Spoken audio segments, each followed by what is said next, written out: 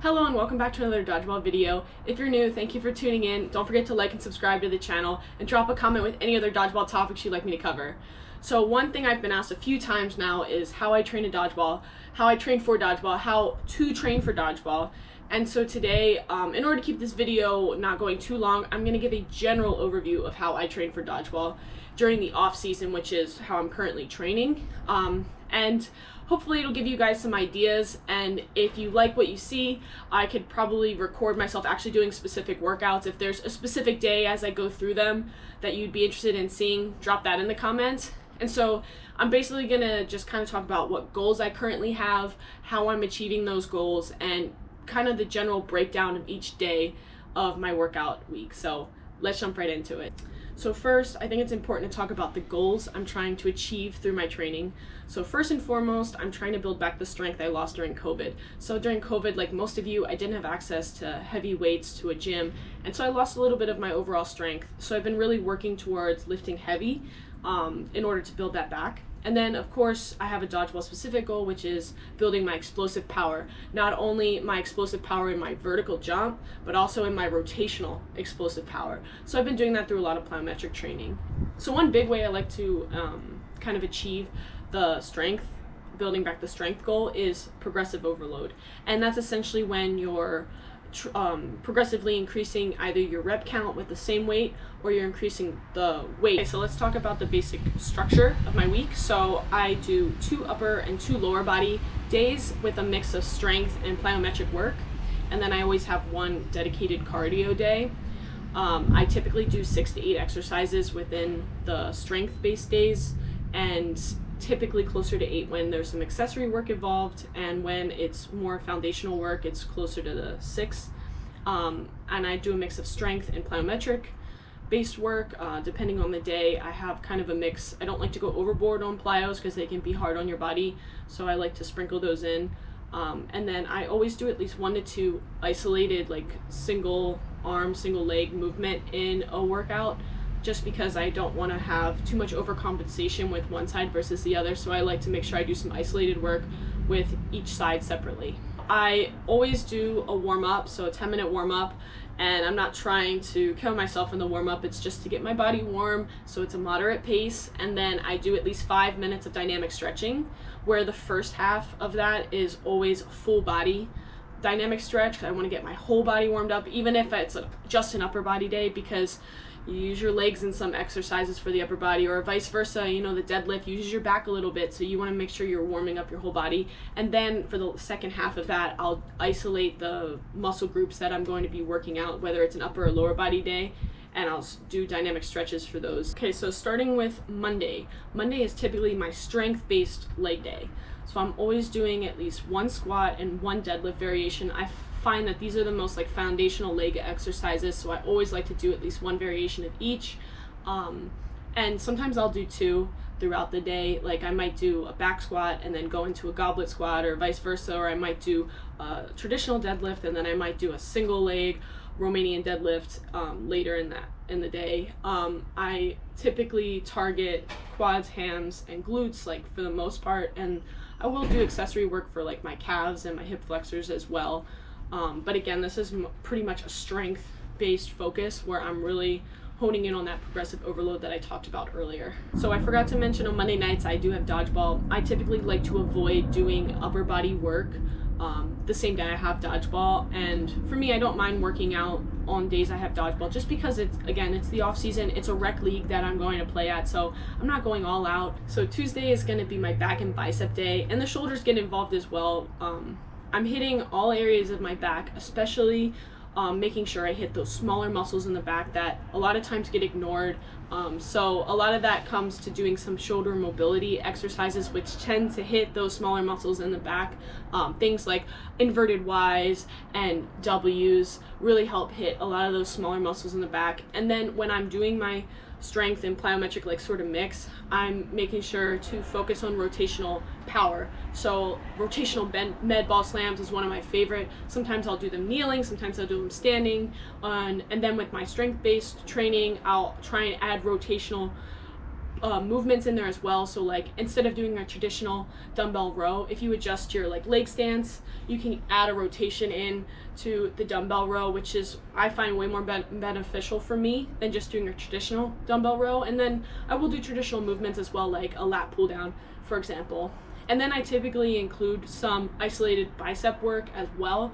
I like to do 1 to 2 of those, so maybe some hammer curls, and then one of my favorite bicep exercises is actually a Ottoman curl, because it gets your forearms and your grip involved as well, which grip is very important with dodgeball as well. So you would do like a traditional bicep curl, and then you rotate the dumbbells out, and then you go down, so you're getting your forearms and your wrist and your grip involved, which is great. And then after I finish the main workout, I do an ab circuit finisher. So this is typically 6 to 10 minutes depending on which one I'm doing, and it's a go sort of thing. So a lot of times it's 20 seconds of the same movement, 10-second break, and then 20 seconds of the next one, and you keep going and you do rounds of it.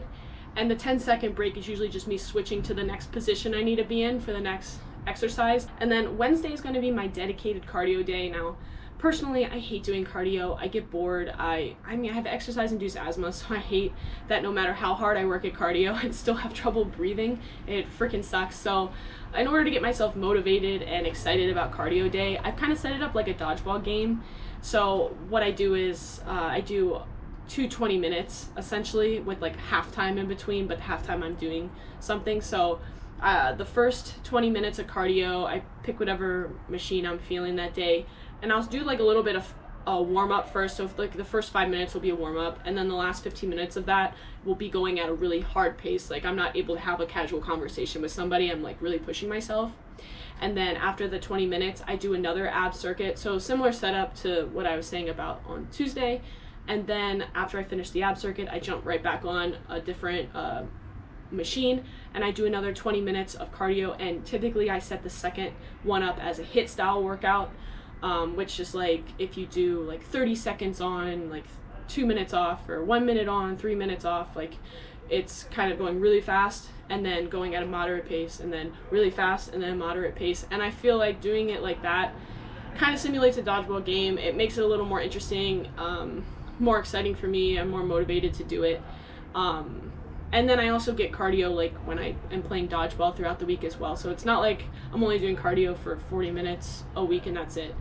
So Thursday is going to be my chest, shoulder, tricep day. And now, while the shoulders involved in the back day is more of a shoulder mobility, lighter weight work, this day it's always more of a strength-based work. So I'm going heavier, challenging myself. I typically do 1 bench press exercise at least, and I'll do different variations so it doesn't get stale or boring, but sometimes I'll do 2 in a session. And this one's really focused on building strength, less plyometric movements here, more traditional strength-based movements.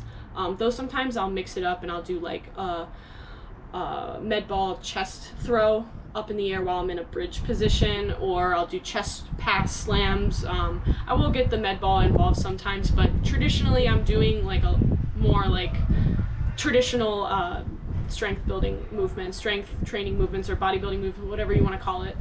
And then after I finish that, I always do an ab circuit again. So this is the last ab circuit I do during the week, so I always do 3. So it ends up being around 20 minutes of ab work in a week, and I find that that's perfect for me. I don't need a dedicated ab day because, again, the core is involved in so many different exercises for stabilization and whatnot, so it gets hit in other exercises as well. So I'm just doing 20 minutes of isolated ab work. And then, of course, there's Friday, which is one of my favorite days of the week. So I do a plyometric leg day, and again, like I said earlier, I'm focused on explosiveness here.